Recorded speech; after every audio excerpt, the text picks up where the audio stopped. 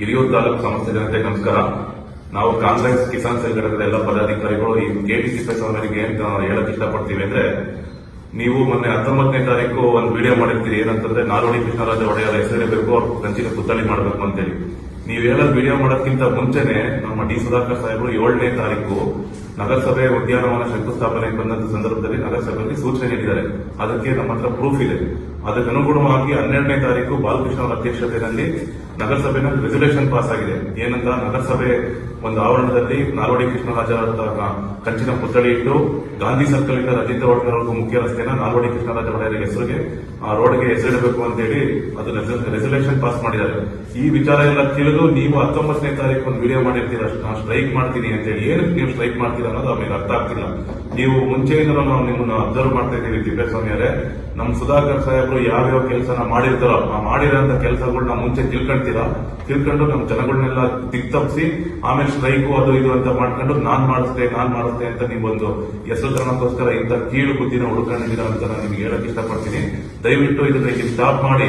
ರೈತರಿಗೋಸ್ಕರ ಸರ್ಕಾರದ ಯೋಜನೆಗಳು ತುಂಬಾ ಇದಾವೆ, ಅದನ್ನ ರೈತರಿಗೆ ಮನವರಿಕೆ ಮಾಡಿಕೊಡ್ರಿ. ಬೀಜ ಗೊಬ್ಬರ ಕೊಡಿಸೋದ್ರಲ್ಲಿ ನಿರತರಾಗಿ, ರೈತರಿಗೆ ಬೆಳೆ ವಿಮೆ ಕೊಡಿಸೋದ್ರಲ್ಲಿ ನಿರತರಾಗಿ, ನೀರಾವರಿ ಹೋರಾಟದಲ್ಲಿ ನಿರತರಾಗಿ, ಮೊನ್ನೆ ನಮ್ಮ ಜೋಗನಹಳ್ಳಿದು ಸಮೇತ ಸಾಹೇಬರು ಡಿಪಿಆರ್ ಮಾಡ್ತೀರಾ ಅಂತ ವಿಚಾರ ತಿಳಿದು ಅದನ್ನ ಸ್ಟ್ರೈಕ್ ಮಾಡಿ ನಾನ್ ಮಾಡಿಸ್ತೆ ಅಂತ ಹೇಳುವಂತ ಕೆಟ್ಟ ಕೆಲಸ ನೀವು ಮಾಡಿದ್ರಿ. ಇದನ್ನೆಲ್ಲ ತಾಲೂಕು ಜನತೆ ನೋಡಿದೆ.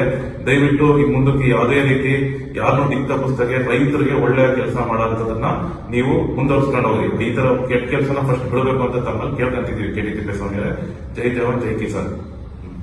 ಕೆಟಿ ತಿಪ್ಪೇಸ್ವಾಮಿ ಅವರು ಏನು ರೈತ ಜಿಲ್ಲಾಧ್ಯಕ್ಷರಾಗಿದ್ದಾರೆ. ನೀವೇನ್ ಮಾಡ್ತಾ ಇದ್ದೀರಾ, ಈ ರೈತ ಸಂಘಟನೆನ ಒಂದು ಲೇಬಲ್ ಆಗಿಟ್ಕೊಂಡು ನೀವು ರಾಜಕೀಯ ಮಾಡ್ತಾ ಇದ್ದೀರಿ.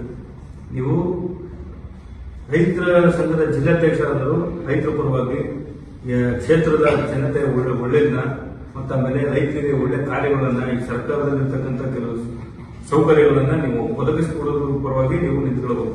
ಅದನ್ನ ಬಿಟ್ಟು ನೀವೇನ್ ಮಾಡ್ತೀರಾ, ಅದನ್ನೆಲ್ಲಾನು ಬಿಟ್ಟು ರಾಜಕೀಯ ಮಾಡ್ತೀರಾ. ಲಾಸ್ಟ್ ಟೈಮು ನೀವು ಕ್ಯಾಂಡಿಡೇಟ್ ಅಂತೇಳಿ ಓಡಾಡಿದ್ದು ನಮ್ಗೆ ಎಲ್ಲರೂ ಗೊತ್ತಿದೆ.